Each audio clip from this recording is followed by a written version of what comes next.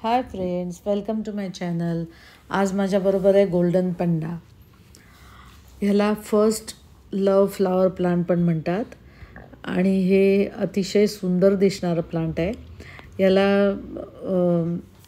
वर्षभर तसे फ्लावर्स येतात, म्हणजे बहर येऊन जातो, परत काही दिवस गॅप असतो, परत बहर येतो आणि जेव्हा फुलं फुलतात ना झाडाला अशी गुच्छागुच्छाने फुलतात आणि इतकं सुंदर दिसतं ते झाड. खूप छान दिसतं. मी आधी पण एक व्हिडिओ काढलेला. आता हे झाड माझं मोठं झालं आहे, साधारण 12-15 फूट हाईट असेल.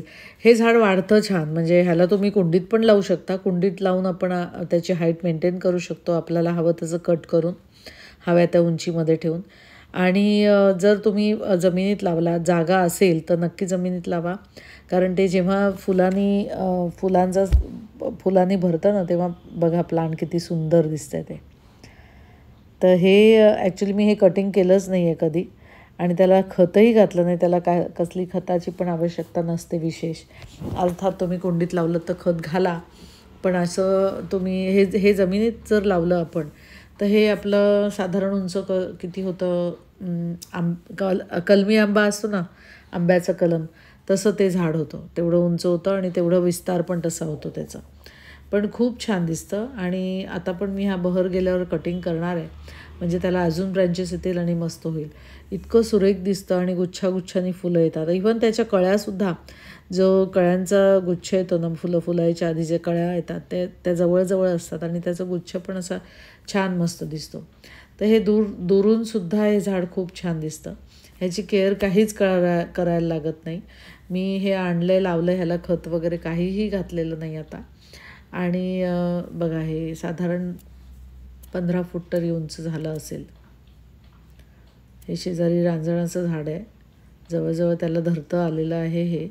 आणि मी कटिंग न केल्यामुळे जसं ते आहे तसंच वाढलं आहे. तर अर्थात ह्याला मी कटिंग केलं तर छान अजून त्याला मस्तपैकी भरून येईल. आणि दुसरे बघा, ह्याच्या कळ्या किती छान दिसतात. आणि ही फुलं साधारण 5-6 दिवस, कधीकधी 7 दिवस पण राहतात छान. आणि ह्याचं प्रपोगेशन कसं, म्हणजे आपण हे फांदीनीसुद्धा हे झाड इझिली जगतं. तर आपण कटिंग करून हे झाड कितीही लावू शकतो. तसं हे झाड साधारण नर्सरीमध्ये 80 ते 100 रुपयापर्यंत मिळतं. आणि एकदा तुम्ही झाड आणलं तर ते हार्डी प्लांट आहे, म्हणजे ते लवकर मरत वगैरे नाही, छान जगतं. आणि एकदा जगलं की आपण त्याच्यापासून अनेक झाडं तयार होऊ शकतात.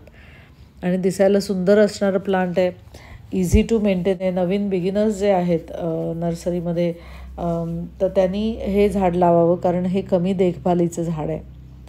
तर ह्याला तुम्ही कधी, म्हणजे कुंडीत लावल्यावर पाणी घालायला विसरलात तरी 2-3 दिवससुद्धा ते झाड, त्याला काही लगेच त्याची पानं कोमेजतात वगैरे असं नाही आहे.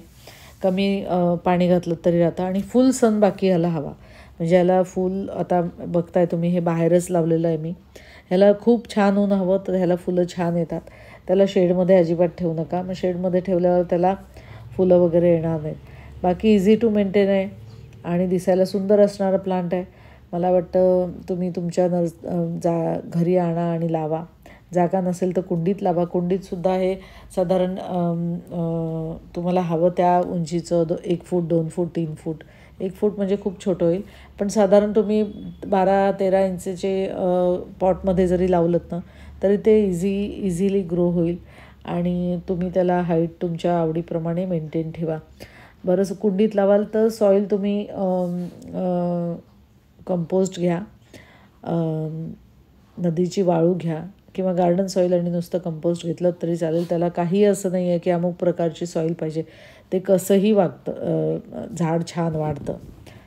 तर मला वाटतं तुम्हाला माझा आजचा व्हिडिओ आवडला असेल. झाडंही खूप सुरेख दिसतंय. तर तुम्हाला आजचा माझा व्हिडिओ कसा वाटला ते आवर्जून सांगा. माझं चॅनल व्हिडिओ फर्स्ट टाईम बघत असाल तर चॅनल सबस्क्राईब करा आणि व्हिडिओ लाईक करा, शेअर करा. Thanks for watching my video.